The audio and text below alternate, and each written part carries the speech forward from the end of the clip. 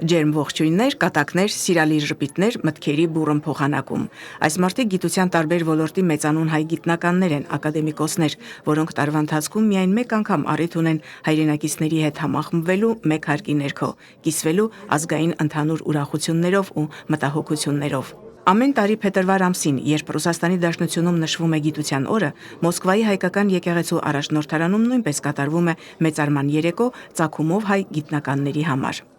Նրանցից ամենատարեցը 97-ամյա Գևորգ Դանիլյանն է։ Մինչ օրս աշխատում է Կուրչատովի ինստիտուտում, ֆիզիկա-մաթեմատիկական գիտությունների դոկտոր է։ Ինձ շատ դուր է գալիս լինել եկեղեցական համալիրում։ Ոչ թե այն պատճառով, որ գիտնական եմ ու ինձ հրավիրել են, այլ որ ես արյունով մաքուր հայ եմ։ Ես սիրում եմ իմ եկեղեցին։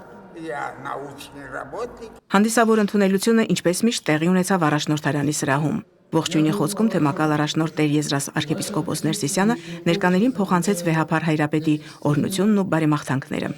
Սրբազան հայրը նշեց, որ հայ ազգի գիտնականների ներդրումը ինչպես Ռուսաստանում, այնպես էլ աշխարհում ուղղված է հասարակության բարօրությանն ու առաջընթացին։ Ձեր նվաճումները հաճելի են Աստծուն, եւ դուք պատասխանատու առաքելություն ունեք, ասաց Եզրաս Սրբազանը։ Каждый год мы имеем возможность здесь встречаться. Ամեն տարի մենք առիթ ունենք այստեղ հանդիպելու, միմյանց հետ ծանոթանալու, նաև հիշելու մեր մեծանուն գիտնականներին, որոնք իրենց անգնահատելի ներդրումն են ունեցել մարդկության զարգացման գործում եւ փորձել պատվով շարունակել մեր մեծերի հարթած ճանապարհը։ Մեծարման երեկոյի ընթացքում ելույթ ունեցան Մոսկվայի հայկական եկեղեցու Հովանու ներքո գործող Սուրբ Գրիգոր Նարեկացու անվան վարժարանի եւ Սուրբ Ներսես Շնորհալու անվան հայորդյաց տանսաները, նորաստեղծ Գավիթ Պրոջեկտի երգիչները։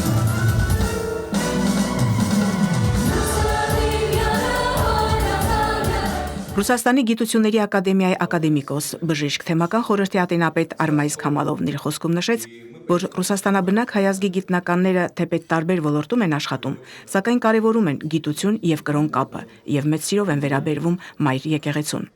Ակադեմիկոսները համագործակցության պատրաստակամություն հայտնեցին, հանդիպել եկեղեցասեր երիտասարդների հետ, դասախոսություններ կարդալ եկեղեցու կրթական կենտրոններում։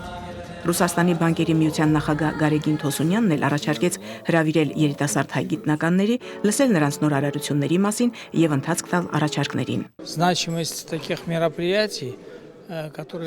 Այս ինտելեկտուալ հավաքը, որ կազմակերպում է հայ եկեղեցին Եզրաս Սրբազանի նախաձեռնությամբ, շատ կարևոր է, որովհետև մարդիկ հասկանում են, որ ինտելեկտը սահմաններ չունի։ Գիտնականները եւ ոչ միայն գիտնականները Աստծո առջև ունեն կարևոր պարտականություն՝ օգտակար լինել հասարակությանն ու ազգին։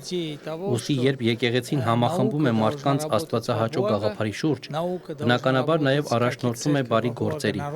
եւ իր լուման ներդնում, որպեսզի աշխարհի մարդիկ լինեն առաքինի, բարի ու խելացի։ Հավաքի մասնակիցները չէին կարող չանդրադառնալ հայրենիքում եկեղեցու նկատմամբ ահագնացող բռնաճնշումներին, հոգևորականների անօրինական ձերբակալություններին։ Նրանցից յուրաքանչյուրի խոսքում խորտագնապ ու անհանգստություն կար, բայց բոլորը միակարծիք էին, որ Սփյուռքը եւ հայրենիքը պետք է խոսեն մեկ ձայնով, գործեն մեկ կամքով, հանուն եկեղեցու անսասանության, հանուն ինքնության ու պետականության պահպանման։ Ալվարդ Նազարյան, Արթուր Սարգսյան, Եկեղեցական կյանք, Մոսկվա։